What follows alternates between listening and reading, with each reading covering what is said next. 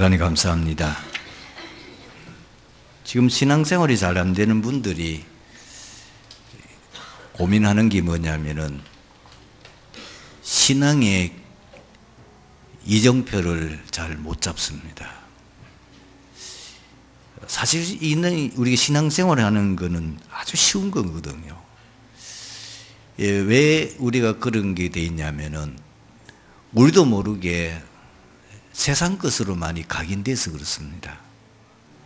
뭐 세상에 나가면은 당신이 성공하려면은 일단 열심히 해야 된다. 그걸 많이 강조하잖아요.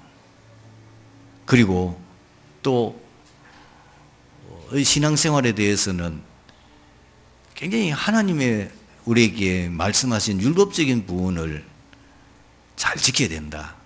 주일 청소해야 되고 뭐 또 11조도 드려야 되고 뭐 또 뭘 해야 되고 뭘 해야 되고 이런 것, 이런 생각이 많이 떠오르고 또 이런저런 많은 이 분명한 길이 있는데 그 길을 정확하게 못 잡고 그렇게 신앙생활을 하다 보니까 이것도 잘 안 되고 저것도 잘 안 되고 그래서 자꾸 이제 갈등이 생기는 거예요.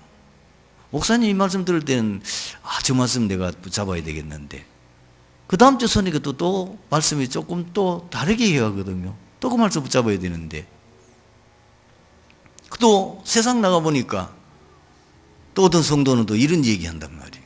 그러니까 또 그 말씀 두고 다 맞는 얘기, 이치에 맞는 얘기인데 여러분 성경을 보십시오. 오직 한 가지입니다. 성경에 참 성공한 사람들은 완전 복음의 사람입니다. 끝입니다. 이게 딱 중심에 핵이 되어야 됩니다. 다른 거는 거기에 격가지예요. 여러분들이 뭐로 진짜 신앙의 결론이 나야 되냐면, 신앙의 답이 나야 되냐면 그리스도 충분하다. 그리스도는 완전하다.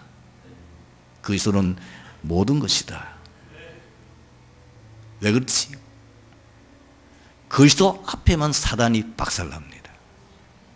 그 그리스도 이름이 선포될 때에 사단이 결박돼요. 그 그리스도 내가 딱 붙잡으면은 사단이 도망갑니다. 그리고 그리스도 안에 있어야 저주장이 완전히 끝납니다. 하나님께서 그리스도를 통해서 인간의 재앙을, 저주를 해결하려고 그리스도를 보내신 게 아니에요. 그리스도 밖에 있으면은 안 돼요. 왜? 우리는 죄인이잖아요. 세상은 완전히 흑암 세상이잖아요. 그러니까 그 속에 있으면은 계속 재앙에 닥칠 수밖에 없어요. 우리는 24시 그리스도 안에 있을 때만 이 재앙에서 해방될 수 있고요. 이 재앙을 이길 수가 있고 이 재앙이 내게 가까이 오지를 못하는 겁니다. 그리고 우리의 원래 창세기 3장 상태에 있는 사람은 지옥이 배경입니다. 그리스도 안에서만 천국 배경으로 바뀝니다. 이것이 항상 되어야 됩니다. 여러분, 비 오는 날 바깥에 나면 비 맞죠? 집에 들어오면 비 안 맞습니다. 그리스도 밖에 나가면은 사단, 지옥 배경, 저주장 그대로 임합니다. 그 그리스도 안에 있을 때만 못 건드려요. 그거로 답이 나야 돼요. 그거로 결론이 나야 되는 거예요. 그러니까 여러분들은 한 가지만 누리면 돼요. 24시 오직 그리스도. 그 누려야 실제로 그 능력이 내게 나타나게 되는 거예요. 그러면은 이 그리스도 안에 있는 자는 하나님이 역사할 수밖에 없어요.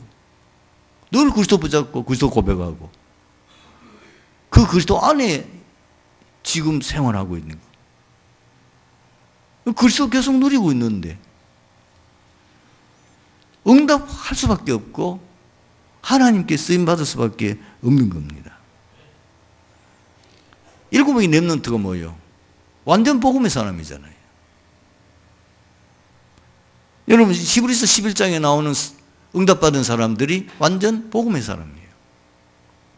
로마서 16장에 나오는 사람들이 뭐예요?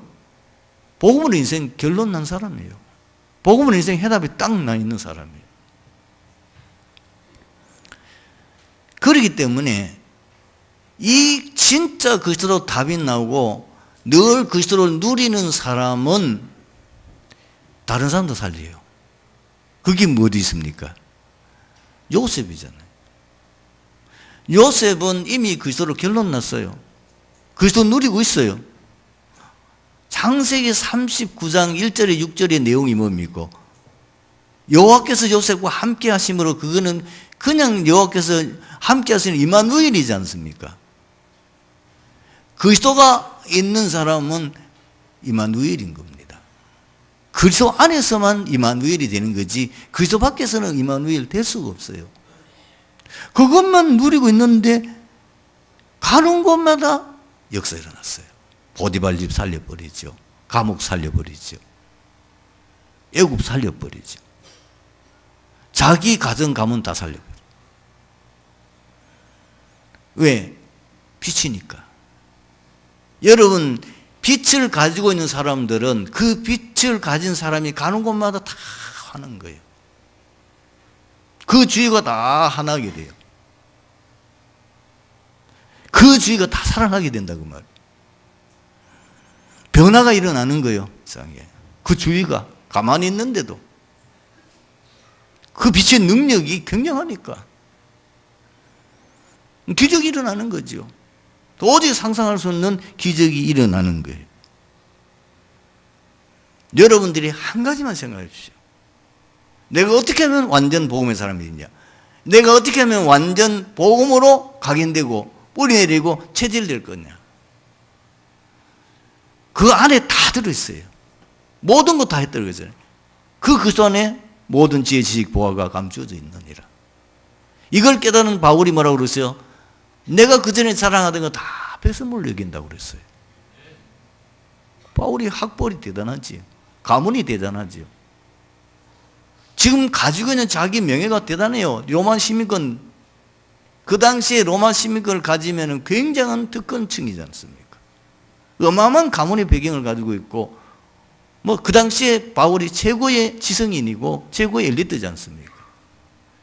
그런데도 그리스도 발견하고 난 뒤에 다 배설물로 여긴다고 그랬어요. 그 제대로 뭐예요? 복음을 알았단 말이고 그리스도에 대한 비밀을 제대로 알았단 말이잖아요. 사실 이것만 되면 끝입니다. 많은 분들이 복음을 듣고 또 훈련도 받아가지고 뭐 그리스도 삼직 이해가면 다 알고 구원의 길 잘 그리는데 막상 그 사람들이 현장에서 서서 실제로 문제를 만나거나 어려움 당하면은 오직 복음이 아니에요. 그게 문제인 거예요. 그게 참모습이죠. 그건 지식적으로 아는 거지.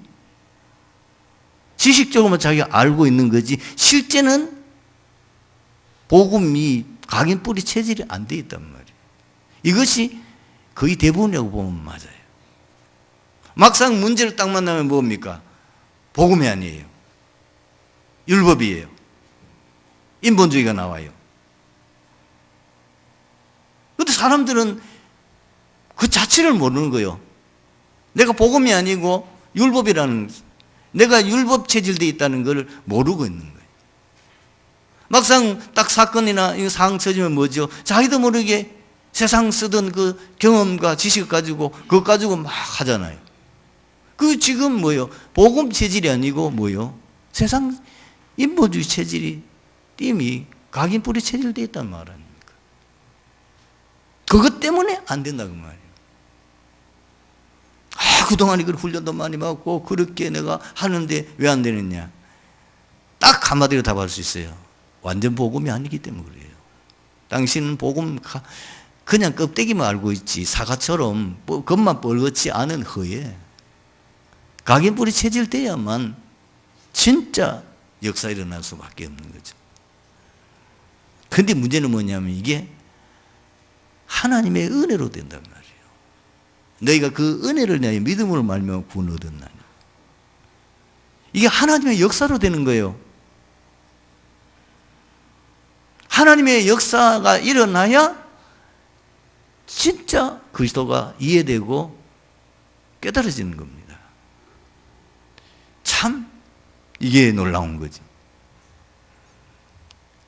그렇게 하기 위해서는 여러분 어떻게 해야 되냐? 구체적인 방법이 좀 나와야 되겠죠. 여러분 왜 그리스도가 아니면 절대로 안 되는지 이것부터 이해가 돼야 돼요. 늘 하는 얘기 아닙니까? 인간의 문제는 창세기 3장 문제. 세 가지 근본 문제. 그 문제는 영적인 문제라. 그 창세기 3장 근본 문제의 핵심이 사단이라. 돈 가진다고 사단이 겁되겠어요? 그 핵심이 사단이라니까요. 그 사단은 그리스도 앞에만 무릎 꿇게 돼 있어요. 하나님의 아들이 나타나신 것은 마귀의 일을 멸하심이라. 이거 안 되면 안 돼. 그래서 그리스도밖에 그 때문에 인간이 죄를 지어가지고 그 죄로 인한 저주장. 그래서 우리 배경이 지옥 배경이라 안 될 수밖에 없잖아요. 그런데다가 12가지가 완전히 우리도 모르게 체질되어 있잖아요. 나 중심, 물질 중심, 오직 성공 중심. 모든 세상 문화가 완전히 귀신 사단 문화. 그런데다가 내 6가지 근본 체질, 이것이 아직도 예수 믿은데도 불구하고 그대로 남아있는 거예요. 이게 이제 깨달아지면서 어느 날 내가 진짜 그리스도로 답이 나는 체험이 있어야 됩니다. 처음 있는 사람은요, 예수 믿기 전, 예수 믿고 난 이후 삶이 돌아가기 다릅니다. 간증할 수밖에 없어요. 거기에 예수 믿기 전에 아무리 교회를 다녀도 내가 내 못된 신앙이지만은 그리스도를 발견하기 전까지는 내가 종교 생활을 했구나. 그건 이제 깨달아진 거예요. 그냥 교회만 다녔구나. 내가 복음도 잘 모르고 교회만 열심히 다녔네. 그러니까 계속 어려움 당할 수밖에 없고 불신자처럼 종교인들처럼 내가 왜 어려움 당하느냐. 그게 이제 깨달아진 거예요. 여러분들이 진짜 복음을 깨닫고 체험하는 순간부터 신앙생활이 진짜 시작됩니다. 그러면은 그 다음부터 변화가 일어나서 간증할 거리가 많이 나와요. 보는 관점 모든 게 달라요. 그러면서 뭐가 보입니까? 현장이 보이는 거잖아요. 지금 한국이 이렇게 잘 사는데 그리고 저렇게 잘 사는 사람들이 왜 어느 날 자살하고 그렇게 저렇게 돈도 많이 가지고 있고 그리고 가정도 부유한데 지옥 같으냐. 다 있는데 그리스도가 없어서 그렇구나. 그래서 지옥이구나. 그래서 이 재앙을 계속 당할 수밖에 없고 그래서 다 가지고 있으면서 참 행복이 없구나. 이 현장이 보이는 거예요. 그러면 그 사람에게 답 줄 수 있잖아요. 당신의 지금 문제가 뭐냐 이거예요. 그거를 설명할 수 있잖아요. 당신 그리스도 하나 없어서 당신에게는 이런 운이 올 수밖에 없다는 거예요. 답을 줄 수 있는 거예요. 그리고 그리스도로 결론 났는데 체험됐는데도 잘 안 되거든요. 안 되는 이유를 찾고 그거를 없애야 돼요. 왜? 아까 얘기했지만은 우리도 모르게 틀린 것, 다른 것, 망할 것 12가지로 각인돼 있어요. 오랜 생활 속에. 그리고 뭐가 있냐? 우리의 가문으로부터 이미 대물림된 것이 나도 모르게 내 영혼 속에까지 뿌리 내리있다니까요. 불신자들 이걸 모르니까 뭐야? 잠재의식, 무의식 사는데 맞습니다. 그거는 이미 뭐요? 태어날 때부터 부모로부터 물려받은 거예요. 여러분, 인간이 육적 상태만 물려받는 게 아니고 우리의 영적 상태도 그대로 물려됩니다. 성격 거의 부모 닮죠. 체질 부모 닮죠. 누가 부인하는 얼굴 외모만 닮는 게 아닙니다. 부모 것을 그대로 그 부모의 영적 상태가 그대로 자녀에게 또 되물림되어 있어요. 이것이 오랜 그 가문의 수천 년의 역사 속에서 그것이 되물되어 왔다는 사실을 아셔야 됩니다. 그리고 성장하면서 우리가 많은 사단의 통로가 되어 있는 상처가 있어요. 이 땅에 살고 있는 사람 가운데, 성장하는 가정 가운데에 상처 없는 사람은 한 명도 없습니다. 그런데 그 상처 때문에 사단의 통로가 되는 거예요. 복음을 제대로 내 속에 들어올 수 있도록 각인할 수 없는 부분들이 많이 있는 거예요. 그래서 여러분들이 완전 복음 사람이 되려고 하면은 지금부터 각인 전쟁을 치르셔야 돼요. 모든 보는 것을 복음의 관점에서 보셔야 돼요. 여러분도 모르게 보면은 율법의 관점에 보이잖아요. 나도 모르게 우리는 사람 보면 저건 잘했다, 잘못했다, 저건 어떻다, 왜 저래 행동해, 왜 이래, 우도 모르게 그래. 이것이 복음의 관점에서 저 사람이 그리스도 몰라서 저렇게 됐구나. 어떻게 그렇게 될 수밖에 없지. 이래 돼야 돼. 그 불쌍한 마음이 생기고 오히려 그걸 판단하고 정죄하는 게 아니고 이제는 그걸 그 사람을 어떻게 하면은 도와줄 것인가 이런 관점이 달라지는 거죠. 그 다음에 여러분 우리 듣는 거는요 너무너무 불신앙 많이 들었어요. 너무너무 세상 얘기 많이 지식 많이 들었기 때문에 이제는 복음만 들으셔야 돼요. 여러분들이 시간은 있으면은 복음 메시지 들으십시오. 뭐 메시지 많이 나와 있어요. 뭐 카톡 들어가면은 그리고 여러분이 조금만 마음 먹으면은 하루 종일 들을 수 있는 메시지. 그래서 우리도 모르게 내 귀가 복음으로 복음적인 부분으로 내가 완전히 바뀌었어요. 그래 뭐냐? 또 우리 이 말이 문제입니다. 제일 우리가 말은 아니야 불신앙의 말.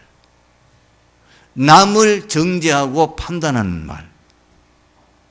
습관이 되어 있습니다. 그리고 별로 중요하지 않는 헛된 세상적인 지식 가지고 시간 나보내고 갑론을박하고 거기서 뭐가 역사가 일어나겠냐고. 그런데 여러분이 계속 복음을 고백한다. 계속 복음만 말한다. 어떻게 되겠어요? 내 귀에 들린 대로 내가 너에게 행하리니. 내 귀에 들린 대로 여러분이 계속 복음을 말한다. 그러면은 하나님께서 내가 계속 복음을 말합니까? 하나님이 그 복음의 열매를 우리에게 맺게 하겠죠. 워낙 우리가 체질되고요. 우리도 모르게 이게 각인 뿌리 체질되어 있기 때문에 우리도 모르게 무의식으로 나와요. 사람 만나면 저희는 말이면 그냥 나와버린다니까요. 그러니까 철저하게 우리가 절제하셔야 돼요. 이제부터는. 그거는 마음에 작정하고 어디 보면은 하루 종일토록 여러분들이 하신 말 집에 와서 돌아보고 점검하고 자신을 그렇게 해서 이제는 복음이 아니면 말할 필요가 없어요. 믿음의 말이 아니면 말하지 않는 상대방을 살리는 말 아니면 절대로 말하지 않는 얘기. 아마 상당한 동안은 힘들 겁니다. 매일 여러분들이 이제는 복음을 고백하는 거예요. 그리고 이제는 생각도 뭐예요? 복음만 생각하는 거예요. 계속 묵상하는 것도 복음 묵상하고. 여러분들이 이런 것을 계속 반복하면은 여러분이 모든 걸 복음의 눈으로 보지요. 복음 듣지요. 복음 고백하지요. 복음 생각하지요. 뇌에 각인됩니다. 그 뇌에 각인된 것이 우리 영혼에 각인됩니다. 그리고 여러분들이 이제 하나님이 내게 응답하실 시간표, 하나님이 내게 큰 역사가 일어날 시간표가 언제냐면은 굉장히 어려운 불신앙할 수밖에 없는 상황과 문제와 위기입니다. 성경을 보세요. 요셉이 언제 진짜 응답받았습니까? 요 상황이잖아요. 불신앙할 수밖에 없어요. 그리고 굉장한 문제 속에 있어요. 굉장한 위기 속에 있어요. 다윗도 언제입니까? 성경을 자세히 보면은 우리는 그거를 망했다. 이게 문제다. 큰일 났다. 이렇게 생각하는 걸 사실 성경에 나오는 그 응답받는 믿음의 사람들의 결정적인 순간을 보게 되면은 불신앙할 수밖에 없는 상황이 딱 있는 거예요. 그리고 많은 문제 속에서 지금 갈등할 수밖에 없는 그 상황 속에서 굉장한 위기, 국가적인 위기, 개인적인 위기, 사회적인 위기를 만났을 때 하나님은 역사하셨어요. 에스더 보세요. 자기 민족이 다 죽게 됐는데 그때에 하나님이 기적을 베풀면서 보림절의 역사를 이뤘거든요. 그래서 이제 이런 상황일 때는 복음으로 재해석하세요. 반드시 복음으로 이 상황을 재해석했어요. 그래 하나님의 계획이 보이게 돼 있어요. 하나님의 뜻이 보이게 돼 있어요. 하나님이 하시고자 하는 방향이 보입니다. 여러분들이 쏙지 않도록 계속해서 일신전심지식 영적 싸움을 싸우셔야 됩니다.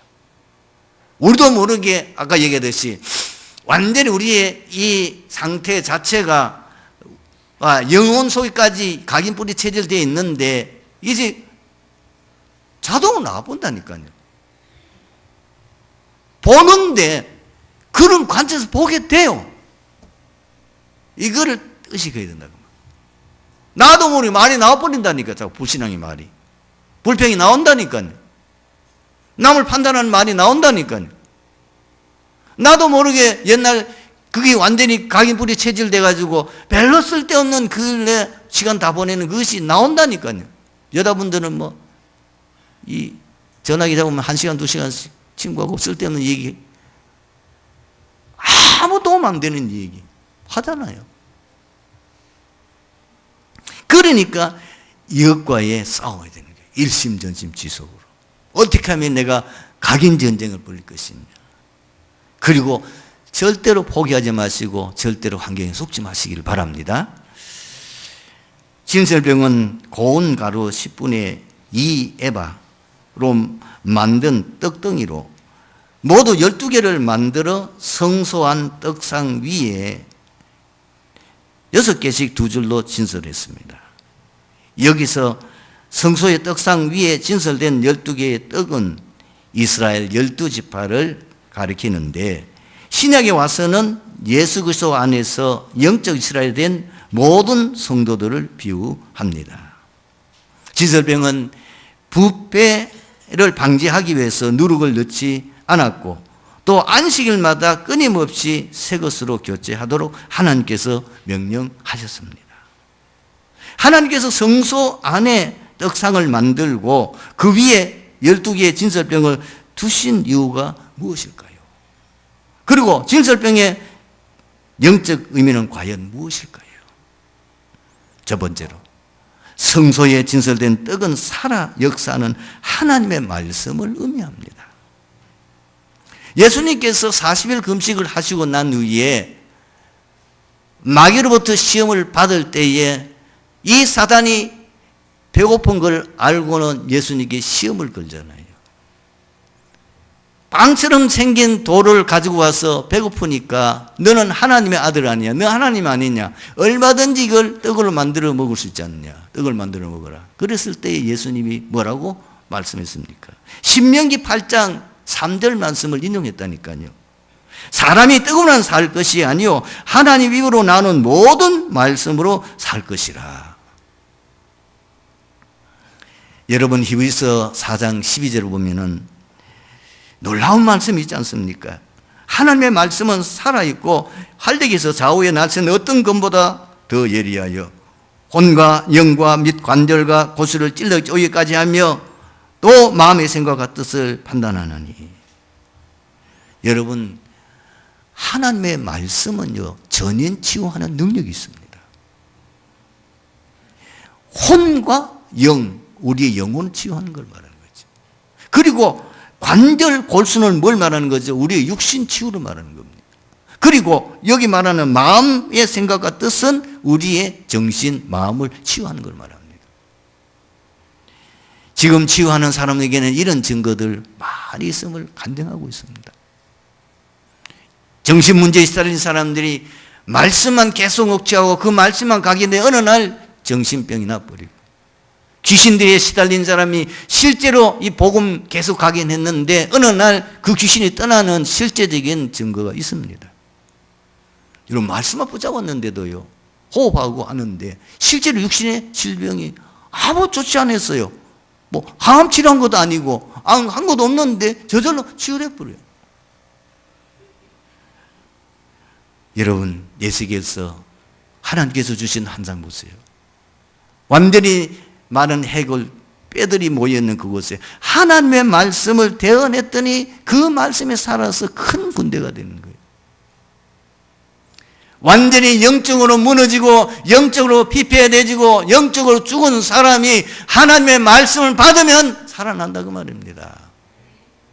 성소 문지방에서 흘러나오는 그 물이 흘러서 강이 되고 그 물이 흘러서 바다까지 가는데 놀라운 것은 그 말씀이 들어가는 곳마다 다 살아나는 거예요. 번성하는 역사가 일어나는 것이 에스겔서 47장 1절에서 15절에 기록되어 있는 거예요. 여러분 마가다락방 역사는 어떻게 일어났습니까? 예수님의 제자들이 40일 동안 예수님께로부터 하나님의 말씀을 받고 그리스도 하나님 나라 성령 충만 핵심이 아닙니까? 그걸 받고는 그걸 언약으로 잡고 열흘 동안 기도했는데 2장 1절에 47절 성령의 역사가 일어나면서 이 복음이 전 세계로 확산되어지는 놀라운 기적이 일어나게 됐습니다. 이 말씀을 듣는 자들이 살아나잖아요. 그 성전에 있는 안전병을 보고 은가금은 내게 없다 내게 있는 것은 내게 주니 나산 예수 이름으로 일어나 걸어라. 그 안전병이 일어나 버려요. 그 복음 가지고 사마리아 지역이 살아났습니다. 이 복음 가지고 저 이방인으로 갔는데 이방 모든 지역이 살아나는 역사가 일어났습니다. 단순하게 말씀만 말했는데 복음만 증거했는데 왜 이런 역사가 일어날까요? 말씀 역사의 비밀은 그 주인공이 바로 예수 그리스도이시기 때문인 것입니다. 예수 그리스도께서 오병이의 기적을 행하신 이후에 제자들과 무리들에게 자기가 바로 생명의 떡임을 선포했습니다. 요한복음 6장 35절에 나는 생명의 떡이니 내게 오는 자는 결코 줄이지 아니할 터요. 48절에는 내가 곧 생명의 떡이니라.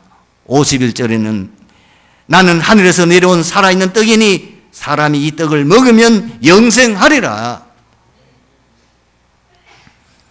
여러분 부활하신 예수님께서 자신이 성경 말씀의 주인공임을 직접 제자들에게 설명하셨어요. 엠마로 내려가던 제자들이 그 예루살렘에 일어나는 혼란하게 만드는 분명히 예수님이 십자가에 죽으시고 그리고 무덤 속에 들어가는 걸 보았는데 사흘 후에 살아났다는 거예요. 본 여자도 있다는 거예요. 이게 무슨 일인지 막 이모님 헷갈리는 거예요. 이렇게 해서 자기 이제 에마오로 내려가는데 그 가운데 어떤 한 사람이 만나게 됐어요. 이 두 사람이 계속해서 그 이해 안 되는 일, 그 사람이 죽어도 살아난다는 거는 뭐 그건 도저히 우리로서는 불가능한 일 아닙니까? 왜 그런 적이 한 번도 없잖아요. 누가 길 가면서 무슨 얘기하느냐. 그러니까 이 두 제자가 예수님 알아보지도 못하고 뭐라고 그럽니까? 당신은 예루살렘에 있으면서 지금 일어난 그 사건을 모르느냐. 도대체 어떻게 이런 일이 날 수 있느냐? 어떻게 사람이 죽었다가 사흘 만에 다시 살아날 수 있느냐? 보았다는 여자도 있고 증인이 있는데 도무지 우리는 이해가 안 된다. 그랬을 때에 예수님이 뭐라고 그랬어요? 선지자의 말을 더디 믿고 선지자의 말을 제대로 알아듣지 못하는 그 사람들을 보고 뭐래요? 이에 뭐라고 말합니까? 모세와 모든 선지자의 글로 시작해서 모든 성경에 쓴 바 자기에 관한 것을 자세히 설명하니라. 성경의 주인공은 예수 그리스도입니다. 여러분 44절 45절도 마찬가지입니다. 이 제자들이 다시 돌아갔어요. 다시 그 제자들이 모이는 그곳에 있으면서 자기가 길에 만났던 그 사건을 얘기하고 있는데 갑자기 그 가운데 예수님이 부활하신 주님이 나타나셨어요. 제자들도 지금 정잡지를 못해요. 자황구황하고 있습니다. 이게 도대체 무슨 일이냐? 과연 죽은 사람이 다시 살아날 수 있느냐? 예수님 말씀을 하셨지만 그 말이 안 믿어지고 있는데 그때 예수님 나타나셔가지고 또 책망하신 거예요. 왜 하나님의 말씀을 의심하는 거예요? 그러면서 하는 얘기가 이런 일이 일어나야 될 것이라고 성경이 예언하였느냐? 그러면서 그들의 마음을 열어 성경을 깨닫게 하셨다고 그랬습니다. 여러분 제자들도 서신들을 통해서 말씀의 주인공이 예수 그리스도이심을 증거했습니다. 로마서 1장 2절에 4절 보면 복음에 대한 정의거든요. 이 복음은 하나님이 선지자를 통하여 그의 아들에 관하여 성경에 미리 약속하신 것이라. 그의 아들에 관하여 말하면은 육신으로는 다윗의 혈통에서 나셨고 성결의 영으로는 죽은 자들 가운데서 부활하사 능력으로 하나님의 아들로 선포되셨으니 곧 우리 주 예수 그리스도시니라. 참 놀라운 말씀. 성경의 주인공이 예수 그리스도요. 그 성경의 주인공이 뭐냐? 인간의 죄를 해결하기 위하여 십자가에 죽으시고 다시 부활하심으로 인생의 모든 문제를 해결하신 분이시라는 것을 성경의 핵심이거든요. 바로 그분이 예수 그리스도이심을 증거하고 있는 것입니다. 베드로전서 1장 23절 25절 보면 너희가 거듭난 것은 썩어질 씨로 된 것이 아니요 썩지 않을 씨로 된 것이니 살아있고 항상 있는 하나님의 말씀으로 되었느니라. 오직 주의 말씀은 세세토록 있도다 하였으니 너희에게 전한 복음이 곧 이 말씀이니라. 그렇다고 하면은 세 번째로 우리 성도님은 어떻게 말씀을 받으면 되겠습니까? 매주일마다 강단을 통하여 새로운 말씀을 받으셔야 됩니다. 그 떡상에 있는 진설병 일주일마다 갈았어요. 안식일마다 새로운 떡을 거기다가 진설했어요. 하나님은 항상 자기 백성들에게 말씀을 주시고 그 말씀을 성취하십니다. 하나님은 아브라함을 처음 부를 때에 세계복음화의 언약을 주셨어요. 15장에 보면은 이스라엘 백성들이 400년 동안이나 앞으로 후손들이 애굽에서 노예 생활로 고난을 당할 것이라고 예언했어요. 그대로 됐어요. 그리고 창세기 21장에는 사라가 그 90세 노인 이삭을 낳았다니까요. 성경은 어떻게 기록되어 여호와께서 말씀하신 대로 사라를 돌아보셨고 여호와께서 말씀하신 대로 사라에게 행하셨더라. 주신 말씀이 그대로 성취되었다는 걸 보여줍니다. 모세가 하나님께로부터 뭘 받았어요? 노예 해방시켰다. 내가 너를 그 일을 한 지도자 세우겠다. 세상에 말씀했다니까요. 10가지 기적을 행하지 않으니 바로가 강팍해서 절대로 너희들을 말 안 들을 거다. 그러나 이 재앙 이후에 해방하게 될 것이다. 너희들이 올 때에 그냥 나오는 게 아니고 그 애국 사람들로부터 내가 400년 동안 품삯도 못 받았는데 많은 이 보물 재물을 가지고 나오게 될 것이다. 그대로 성취됐어요. 여러분 하나님의 말씀은 지금도 살아 역사합니다. 여호수아에게 하신 말씀 그대로 성취됐어요. 마가다락방에 예수님께서 하신 그 말씀이 그대로 마가다락방에 성취됐어요. 그래서 여러분들은 이 매주일 강단 메시지를 통해서 내게 주신 하나님의 말씀을 찾아내시기 바랍니다. 내게 주신 말씀이 있어요. 그걸 붙잡고 일주일 동안 뭐 하느냐? 묵상하고 기도하고 그 말씀 인도받고 그 말씀 현장에 적용해요. 그래서 다음 주일에 올 때는 여러분들이 간증할 수밖에 없는 포럼이 나와야 돼요. 내가 지난주 강단에서 그 말씀 가운데 이 말씀이 내 마음에 팍 찔렸고, 그래서 내가 그 말씀을 내가 언약의 말씀 붙잡고 한 주간 살아가는데 이렇게 현장에서 이렇게 사건 속에서 하나님 내게 응답하시고 그 말씀이 그대로 성취됐다라고 하는 포럼하는 증인 되기를 주님의 이름으로 축원합니다. 오늘 말씀의 결론입니다. 우리가 어떻게 하면 항상 살아있고 말씀을 성취하시는 하나님을 체험하고 응답받으며 인도를 받을 수 있습니까? 하나님의 말씀을 전적 믿고 신뢰하며 늘 묵상하고 순종하는 삶을 실천하는 겁니다. 잘 안 되지요. 그래서 두 가지. 집중의 시간을 통해서 왜 안 되느냐? 체질이 안 돼 있어요. 복음 체질, 기도 체질, 전도 체질이 안 돼 있기 때문에 안 되니까 집중의 시간을 통해서 지금 특별 새벽기도 얼마나 좋습니까? 절호의 기회자는가? 여러분 복음 체질 그리고 기도 체질, 전도 체질을 받을 수 있는 중요한 기회예요. 내 체질이 바뀌어야 돼요. 그리고 뭐냐? 우도 모르게 우리는 다른 것을 우선순위 하잖아요. 그래서 모든 것의 우선순위를 바꾸는데 이제는 내 모든 우선순위가 하나님, 내 모든 우선순위가 복음과 전도, 모든 우선순위가 교회 중심 되어질 때에 반드시 여러분들이 오늘 말씀이 성취되는 것을 체험하는 증인이 되어질 줄로 믿습니다. 기도하겠습니다. 하나님 감사합니다. 오늘 주신 말씀 속에서 트리니티 교회 모든 성도님들이 지금도 살아서 역사하며 지금도 내게 성취되어지고 이 말씀에 응답받는 증인으로 포럼할 수 있도록 역사해 주시옵소서. 주 예수 그리스도의 이름으로 기도드립니다. 아멘.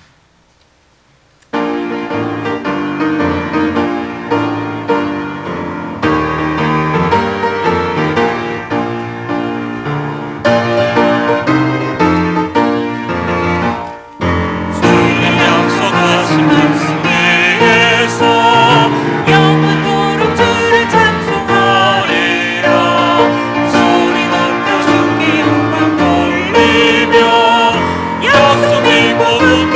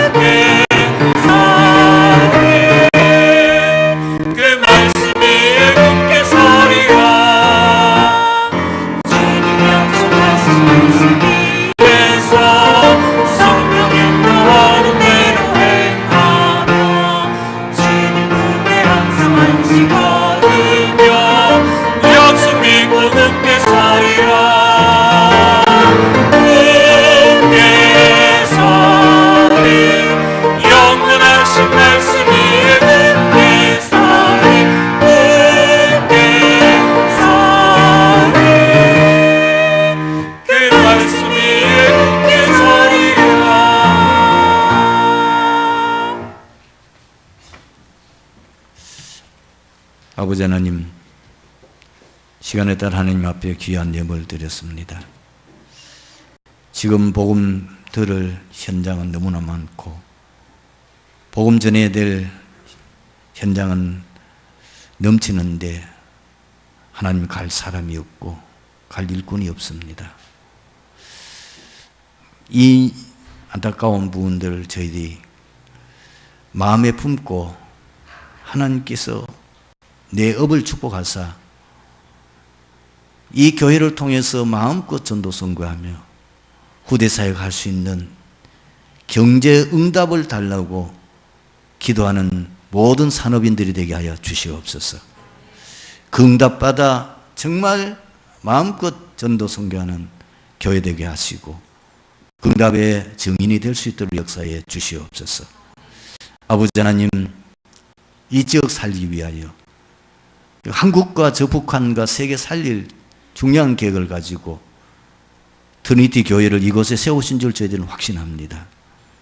이 교회의 주인은 예수 그리스도시요 또 교회의 머리 되신 줄로 믿습니다. 하나님이 우리를 도구로 사용하여 주셔서 마음껏 전도 선교할 수 있는 교회 응답의 증거를 주시옵소서. 300주교의 3천 제자 일어나게 하옵소서. 주 예수 그리스도의 이름으로 기도드립니다. 아멘.